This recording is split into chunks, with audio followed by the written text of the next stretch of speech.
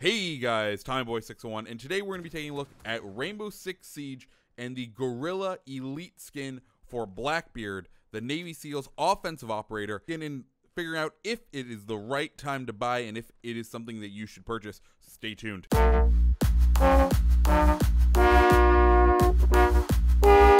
Okay guys, so taking a look today at that Guerrilla skin. It is the newest Elite skin, and as with all of those Elite skins we have out there, it is a full custom uniform and headgear that cannot be separated. It must be worn all in one. In addition to this, it gives you unique weapon skins for each of the weapons, in this case for the Mark 17, for the SR-25, and the Desert Eagle or the D-50. Now, that Desert Eagle skin can be shared with Valkyrie, which is going to be kind of important because that skin is pretty cool looking. Additionally, you get a special chibi of the operator, a special skin for the operator's equipment, along with a special spawn screen logo and icon, and a special victory pose, all of which are pretty cool. So going ahead and diving right on in, we'll go ahead and take a look at the Elite uniform all together.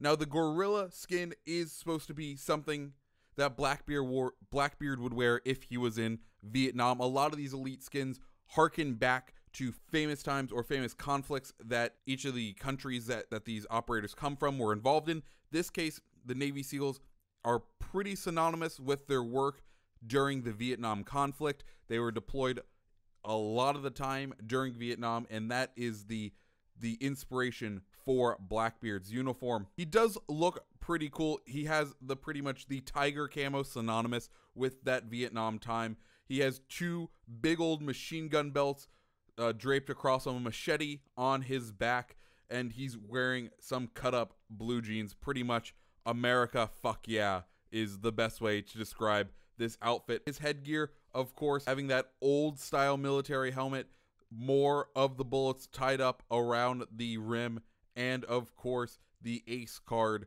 being held up in the thing. And that ace is something that gets carried through, kind of a nod to say, you know, players who play Blackbeard like to get that ace. That is what we're looking for here. That is something that they have designed into this. That is a design element that they bring through as much of the camos as they can. Speaking of those camos, let's go ahead and take a look at them now. Now, the first one is the Mark 17 CQB, and this one has that jungle tiger camo on the main body of the gun, and it gives it some wood furnishing on both the pistol grip and the lower part of the stock, with a black kind of polymer being on the top. And I really like this mixture of the materials. Of course, the ace being right on the magwell as well gives it a very cool look. I like the mixture of the materials used in this.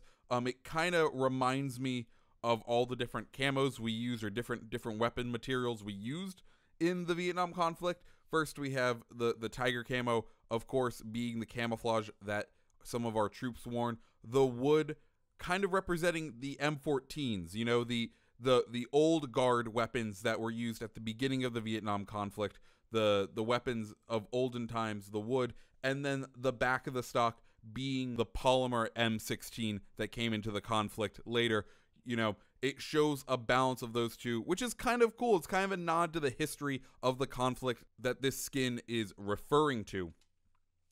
Now, over on the SR-25, we have, once again, it's actually a very basic camo.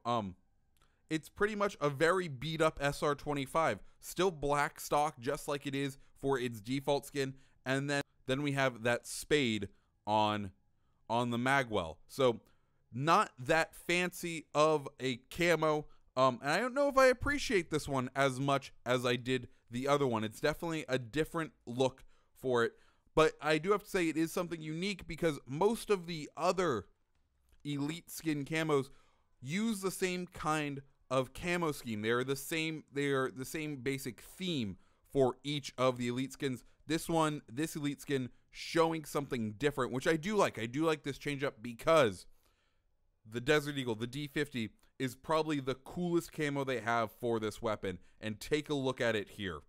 It is just beautifully engraved with that spade and crossbones within that spade. and then just the beautiful engraving on the top of that weapon and all around the muzzle and the chamber and just everything in there. It looks so good.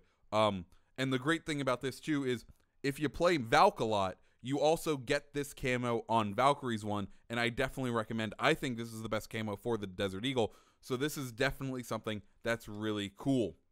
Moving on to the chibi. Here it is right here. Very basic. If you like the chibis, you know what you are looking at here. It's pretty much the chibi version of this elite skin. Pretty cool. Use it if you want. If not, I think I'll still stick with my bacon one for Blackbeard. Now, one of the other cool bits about these elite skins is the fact that we do get a unique skin for the equipment. And for this one, I don't know if I'm sold on it. It looks very similar to Blackbeard's standard piece of equipment. The only big difference is in white stencil, Guerrilla is written on top, and there's kind of a green outline to the shield. And that, I don't know, but mind you, all of the other attachments aren't attachments that you have to look through, aren't attachments that you have to use. The visual part of Blackbeard's shield needs to stay pretty similar because of how it enacts. It is a shield, and therefore if you change the dimensions, say, like you do with either Rook's armor bag or how Twitch's drone looks, if you change the exact dimensions of it, then whether it be favorable or unfavorable, you'd be changing the balance of the game. Then it gets into a pay-to-win argument, blah, blah, blah, blah. Basically, what I'm saying is this equipment had to stay pretty similar, and that's kind of unfortunate because there was definitely some cool potential, but because of balance reasons, it has to stay the way it is, which makes this piece of equipment kind of lackluster. Like, I don't feel like there's much of an Easter egg like there was with the Rooks, or it's not a really cool redesign like it was with Twitch's. It's very blah. Like, it is not the cool thing that usually all of the other ones, the equipment has been one of the highlights there. This, it definitely is not. Now, the last two parts of this are the unique load screen icon card thing. And it's pretty cool for Blackbeard.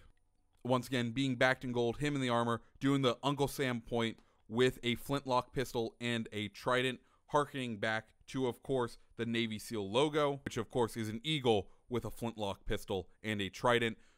So it's really cool. It's definitely an awesome callback to the unit that he's from, but also what he does. And finally, the other cool thing is that unique victory animation. It's pretty great. Like, it's a pretty cool victory animation. Not the coolest, but definitely worth seeing. So guys, that is everything you get with this Blackbeard customization. What did you think? Now, this does cost you 1,800 Rainbow Six credits, or 1160 if you have the season pass, which it ends up being about 15 bucks. So if you play Blackbeard a lot, I think this is something you may want to look into and pick up. But if you're not a big Blackbeard player, I think you pretty much want to stay clear unless you're one of those collectors who likes to have everything. So that's my opinion on it. What's yours, guys? What is yours? Let me know down below in the comments, guys. My name is TommyBoy601. I hope you have a great rest of your day. See ya.